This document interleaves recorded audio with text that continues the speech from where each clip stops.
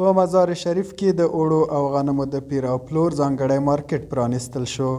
د بلخ ولایت په مزار شریف ښار کې د اوړو او غنمو د پیر او پلور ځانګړی مارکیټ د رسمي مراسمو په ترڅ کې د سیمه ییزو چارواکو له لوري پرانیستل شو. یاد مارکیټ د مزار هوټل په سوداګریز مرکز کې جوړ شوی چې موخه یې سوداګرو ته د غلو دانو د پیر او پلور اسانتیاوې برابرول دي. د پرانیستي په مراسمو کې چارواکو ټینګار وکړ چې د دې نوښت له لارې به نه یوازې د شمال زون سوداګرو ته اسانتیاوې رامنځته شي بلکې د ټول هیواد په بازارونو کې به د غنمو او اوړو نرخونه هم کنټرول لاندې راوستل شي. او زیاته یې کړه چې د مارکیټ منظم فعالیت به د احتکار بې ثباتۍ او مصنوعي بیو مخه ونیسي. فایده بازار در ملت ما بسیار فایده گزاف داره، مثل که کیفیت آرد و گندم است، نرخ است، ابلاغ شدن است. فعلا که تاجرایی که دیگه پرچون میفروشن بازار نبود گد و در سو میخریدن. حال آدرس چشمه بازار آرد افغانستان معلوم است که پروژه ملی مزار هتل است. از این آدرس تاجرای پرچون فروش از اینجا میخرن دیگه. ورته مهال یو شمیر سوداګر د یاد مارکیټ پرانیسته یو مهم اقتصادي پرمختګ ګڼي او وایي له دې وروسته به د غنمو او اوړو بیې د ټاکل شوې نرخنامې پر بنسټ تثبیتیږي چې دا به د ملي بازار پر ثبات مثبت اغیز ولري. دا به ډېر غټ کومک ورسي. دا دومره کومک رسي چې دلته رقابت کیږي. هر سړی کولی شي چې 2 روپۍ نفت ټیټ ورکړي. یعنې د جګېدو امکان یې کم ده او د ټیټېدو امکان یې ډېر زیات ده.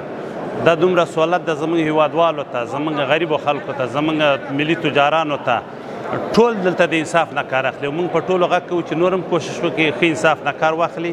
سر قیمت و سر نرخ و نواد تاثیرات خیلی زیادی داره.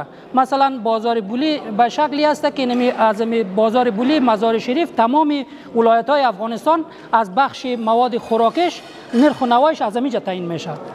دغه راز د بلخ ولایت مسئولینو هم دا څرګنده کړه چې د پانګوالو د ملاتړ لپاره یې هڅې ګړندۍ کړي دي او له بهر میشتو افغان سوداګرو یې وغوښتل چې خپلې پانګې هیواد ته راوړي تر څو له یوې خوا اقتصادي وده تامین شي او له بلې خوا خلکو ته د کار زمینې برابرې شي. تجارای ملی ما هر گوشه و کنار دنیا که باشه بیاید،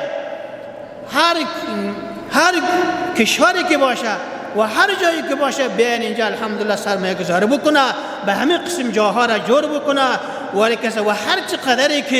هر قدری که قسم جای استاندارد در افغانستان در وطن ما جور میشه و بسنده نیست، کفایت نمیکنه و چقدری که باشه مردم ملت نیاز داره به هر انواع به هر کار و برها به اشتغال زایی. تاسو ته بهتره معلومه ده چې اسلامي امارت مسئولین خصوصا د صنعت او تجارت وزارت په دې لټه کې دی چې څنګه خپل تجارت په خارجي سطحه او په داخل کې شفاف کړي. د یادونې وړ ده چې ډیر ژر به د مزار هوټل سوداګریز مرکز کې د آثارو تبادلې او نفتي توکو د پیر او پلور ځانګړي مارکیټونه هم پرانیستل شي چې دا به د سوداګرۍ بله دروازه پرانیزي او د اقتصادي ودې نوی فصل پیل کړي.